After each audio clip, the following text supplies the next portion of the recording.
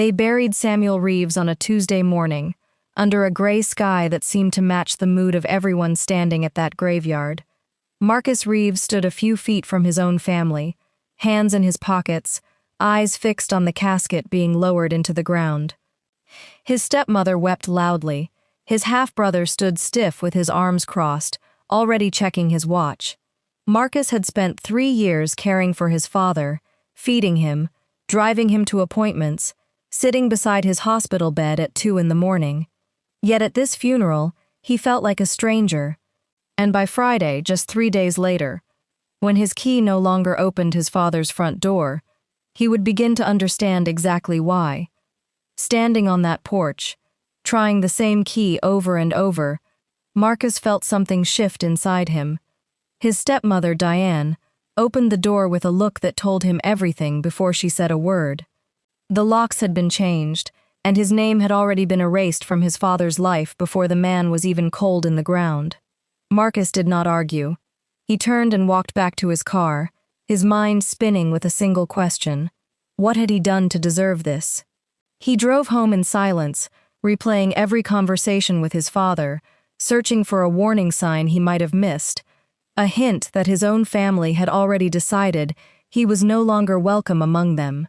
To understand how it came to this, you have to go back further, to the man Samuel Reeves actually was. Samuel had worked 30 years at a steel plant outside Detroit, raising Marcus mostly on his own after his first wife passed when Marcus was only 9. He remarried when Marcus was 17, bringing Diane and her 2 children, Derek and Angela, into the house. From the outside, it looked like a normal blended family finding its footing. But those closest to Samuel noticed something else. He trusted Marcus in a way he never fully trusted the others, not out of favoritism, but because Marcus had never once asked him for anything. Derek always had a plan involving his father's money.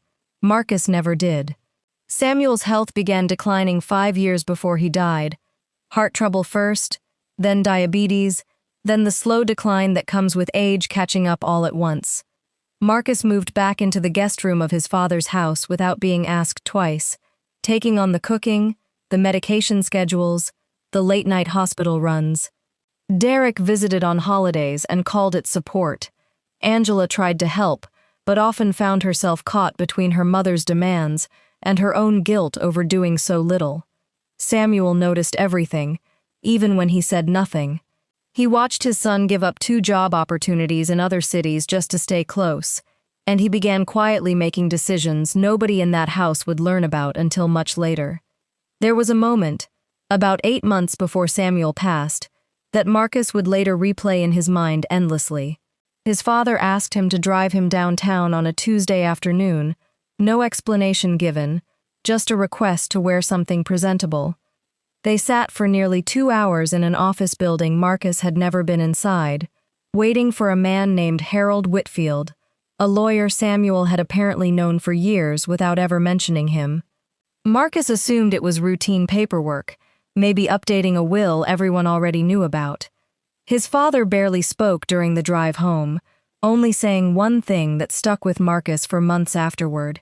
He said, "Some people show you who they are long before they ever get the chance to prove it."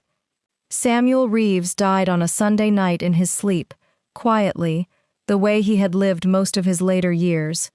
Marcus was the one who found him the next morning, the one who called the ambulance, the one who sat alone in the hospital hallway waiting for a doctor to confirm what he already knew in his gut. When he called Diane, her first question was not about his father's final moments. It was about whether Marcus had touched anything in the house. That question felt strange at the time, almost cold, but Marcus brushed it aside, telling himself grief made people say things they didn't mean. He would soon learn that Diane rarely said anything by accident. Within 48 hours of Samuel's death, before the funeral had even been arranged, Derek had already contacted a real estate agent about the house. Marcus discovered this by accident, overhearing a phone call while sitting in the kitchen, where he had cooked his father breakfast every morning for 3 years. Angela caught his eye across the room and looked away, unable to meet his gaze. It became clear that decisions were already being made without him, decisions about a house he had lived in, a life he had helped sustain, made by people who had barely shown up while Samuel was alive. Still, Marcus said nothing. He told himself this was grief talking, that once the dust settled, things would return to normal. They did not return to normal. The funeral itself became the first open display of what was coming. Diane insisted on selecting the casket, the flowers, even the seating arrangement, without consulting Marcus once, despite him being the one who had spoken with the funeral home days earlier to make preliminary arrangements his father had once mentioned wanting. Derek delivered a eulogy full of vague sentimentality that barely mentioned the man Samuel actually was, the quiet mornings, the discipline, the sacrifices. Marcus sat through it feeling like he was watching a stranger's funeral. When it ended, family friends approached him with sympathy, unaware of the tension simmering just beneath the surface, unaware that the real conflict hadn't even started yet. That conflict arrived in full on the Friday afternoon. Marcus found the locks changed. Standing on that porch, Diane finally spoke, her voice flat and rehearsed, as if she had practiced this moment. She told him the house needed to be prepared for listing, that having him coming and going wasn't practical anymore, that this was simply how things had to be handled moving forward.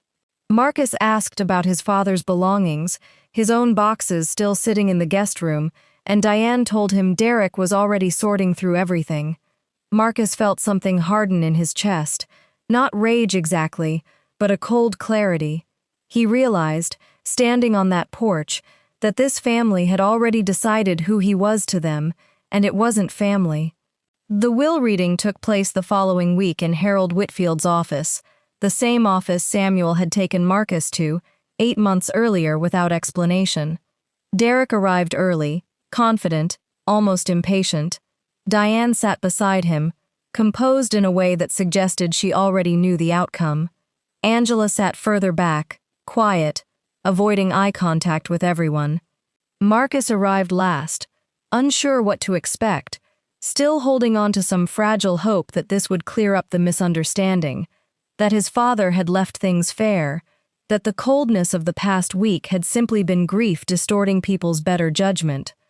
Harold Whitfield opened a folder, adjusted his glasses, and began reading a document that would shatter whatever hope Marcus had left. The house, the savings account, and the majority of Samuel's remaining assets were left to Diane, with the property to eventually pass to Derek and Angela.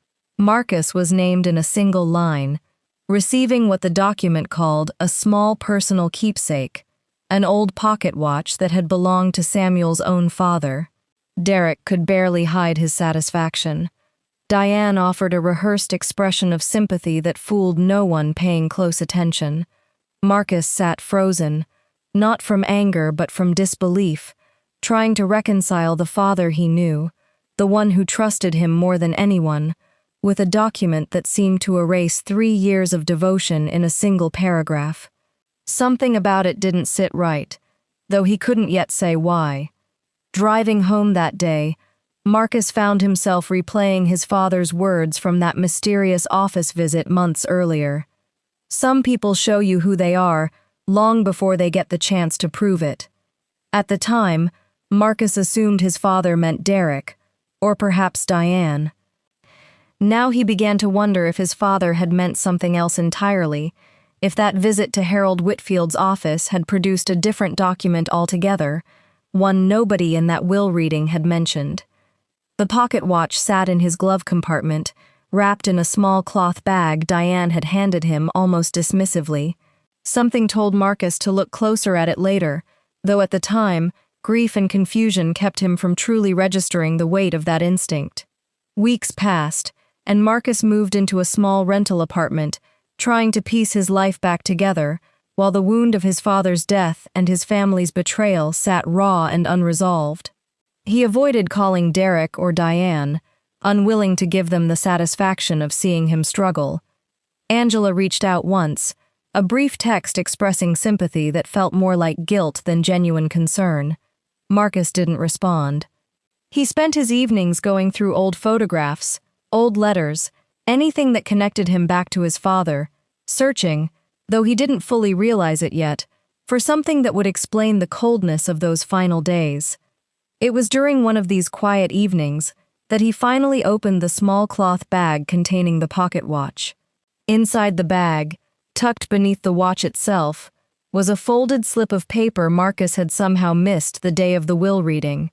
It contained a name, Walter Combs, and a phone number written in his father's unmistakable handwriting. Beneath the name was a short line that read, "Ask him about the drive downtown." Marcus stared at that sentence for a long time, memories rushing back of that unexplained visit to Harold Whitfield's office. He had never heard his father mention anyone named Walter Combs, yet the handwriting was undeniably his, deliberate, purposeful, exactly the way his father wrote when something mattered. Marcus sat with that piece of paper until nearly midnight before finally deciding to call the number the next morning. Walter Combs turned out to be an old friend of Samuel's from his years at the steel plant, a man who had remained close to him quietly, away from the family's daily orbit. When Marcus called, Walter answered as though he had been expecting the call for months. He invited Marcus to his home that same afternoon, telling him only that Samuel had asked him to keep something safe, something meant only for Marcus, to be handed over if certain conditions were ever met. Marcus drove there with his heart pounding, uncertain what he was walking into, but sensing for the first time since his father's death that the truth might finally begin to surface, a truth his family had clearly worked hard to keep buried. Walter's home was modest, filled with old photographs and the smell of coffee brewing on a stovetop percolator. He greeted Marcus warmly, the way old friends of a parent often do, with a familiarity that felt like a small piece of his father still lingering in the room. Walter explained that Samuel had come to him nearly a year before his death, worried, cautious, aware that his health was failing, and that his family's intentions toward Marcus had grown increasingly transparent to him. Samuel had confided that he intended to protect Marcus in a way the rest of the family would never see coming, through a separate legal arrangement kept entirely apart from the will everyone else expected to inherit from. According to Walter, Samuel had established a private trust nearly 2 years before his death, quietly transferring a piece of property he had purchased decades earlier under a different name, long before marrying Diane.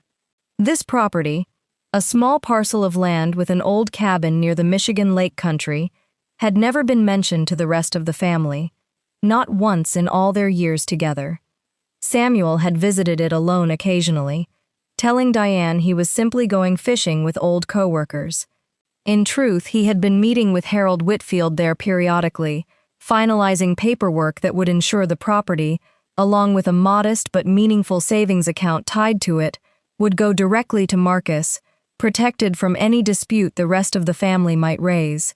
Marcus sat in Walter's living room absorbing all of this, feeling a mixture of relief and heartbreak wash over him at the same time.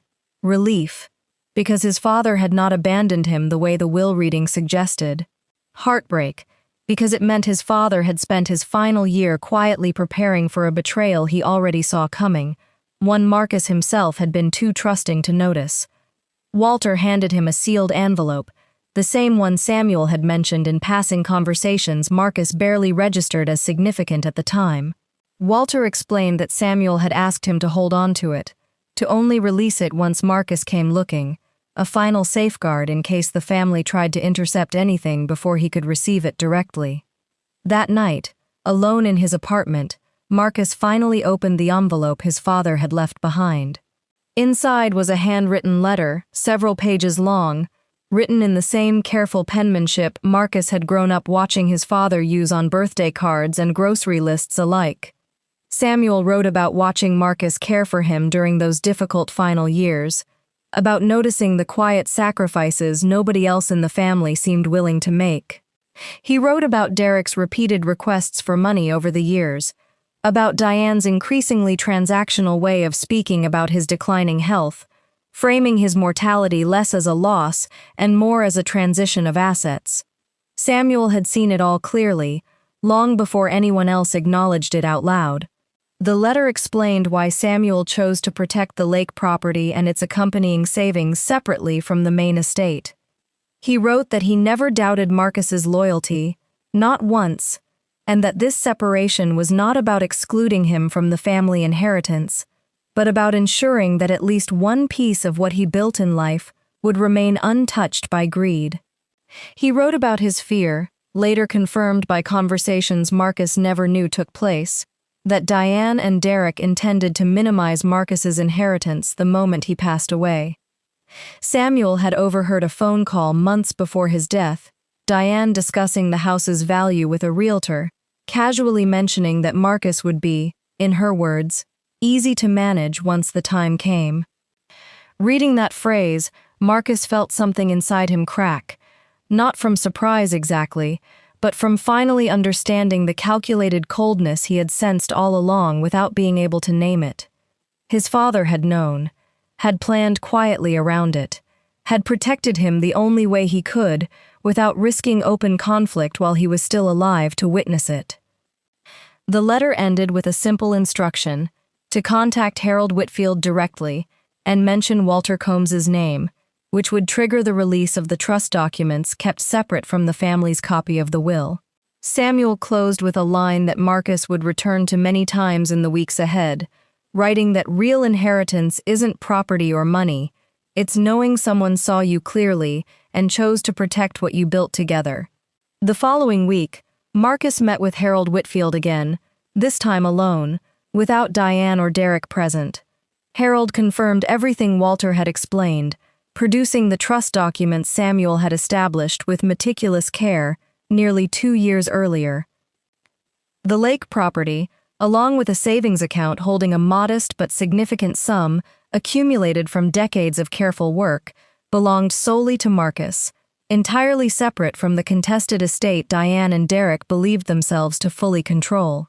Harold explained that Samuel had structured it this way deliberately, anticipating exactly the kind of dispute that was now unfolding, ensuring that no amount of legal maneuvering from the rest of the family could touch what he had set aside. When Diane and Derek eventually learned of the trust, the reaction was immediate and predictable. Derek accused Marcus of manipulating their father in his final year, insisting that a sick, weakened man had been coerced into signing away property that rightfully belonged to the entire family.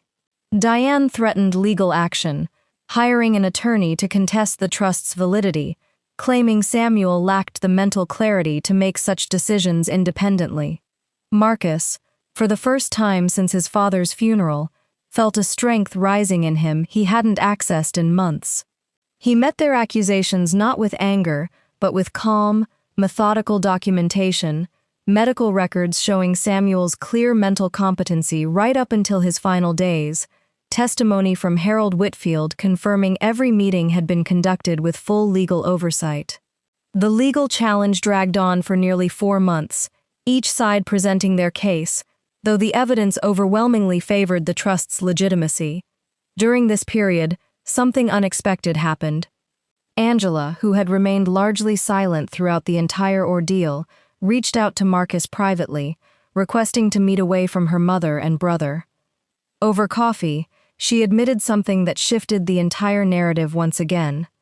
She confessed that months before Samuel's death, she had overheard Diane and Derek discussing a plan to convince Samuel to sign updated documents naming Derek as the primary decision-maker over his medical and financial affairs, a plan Samuel had firmly refused when he sensed their true intentions behind the request. Angela explained that this refusal had created visible tension in the household during Samuel's final months, tension Marcus had noticed but attributed to ordinary family stress rather than a calculated attempt to seize control. She revealed that Diane had grown increasingly frustrated with Samuel's independence, viewing his continued trust in Marcus as an obstacle to securing the estate the way she intended. Angela admitted her own guilt in staying silent throughout, caught between loyalty to her mother and a growing discomfort with what she was witnessing. Her testimony, once submitted to the court reviewing the trust dispute, provided crucial context that further validated Samuel's reasoning for establishing a separate, protected inheritance for Marcus. The court ultimately ruled decisively in Marcus's favor, upholding the trust in its entirety, citing clear evidence of Samuel's mental competency and deliberate, well-documented intent. Diane's legal challenge collapsed under the weight of Angela's testimony, combined with Harold Whitfield's meticulous records. Derek, faced with mounting legal costs and a case with no remaining leverage, eventually withdrew any further disputes, retreating into a bitter silence that would define much of the family's future interactions. Diane, for her part, never publicly acknowledged wrongdoing, instead framing the outcome to friends and relatives as an unfair legal technicality rather than confronting the reality of what her own husband had clearly seen coming in his final year of life. For Marcus, the resolution brought a complicated kind of peace. He now owned the lake property his father had quietly protected, along with a savings account that gave him a sense of security he hadn't felt in years. But more than the property itself, what mattered most was the letter, the words his father had left behind, proof that despite the coldness of his family in those final devastating weeks, someone had truly seen him clearly. Someone had recognized his sacrifices, his loyalty, his quiet strength, and had made sure that recognition outlived them both. Marcus visited the lake cabin for the first time that spring, standing on the same dock his father must have once stood on, finally understanding the weight of that mysterious drive downtown so many months before. Angela's relationship with her mother grew increasingly distant in the months following the ruling, the weight of her testimony creating a rift that never fully healed. Derek moved out of state a year later, rarely speaking to anyone from that chapter of his life again. Diane remained in the family house, though relationships within that household never recovered the fragile normalcy they once pretended to maintain. Marcus, meanwhile, slowly began rebuilding his life around the lake property, spending weekends restoring the old cabin, finding a strange comfort in physical work that mirrored the quiet dedication his father had shown him throughout his own life. It became less a piece of real estate and more a monument to a truth finally uncovered. Looking back on everything, Marcus often found himself returning to that single sentence his father spoke during their drive home from Harold Whitfield's office all those months ago. Some people show you who they are, long before they ever get the chance to prove it. He understood now that his father hadn't been speaking cryptically about Derek or Diane alone, but about the entire situation unfolding in slow motion around him, a warning meant to prepare Marcus for a battle his father knew was coming, even if he couldn't say it outright while he was still alive. In the end, Samuel Reeves had given his son something far more valuable than money, a lesson in quiet strength, patient loyalty, and the kind of foresight that only truly reveals itself long after it's needed. Was justice truly served in this story, or did it simply reveal how far people are willing to go once money and property enter the picture? Would you have noticed the warning signs Marcus missed, the locked doors, the whispered phone calls, the quiet shift in a family's loyalty, the moment grief gave way to greed? Let us know in the comments what stood out to you most, and where in the world you're watching this story from tonight. If this story reminded you that true loyalty often reveals itself in the quietest moments, subscribe to Still Waters Dad Stories and turn on notifications now, because there are many more stories like this one still waiting to be told.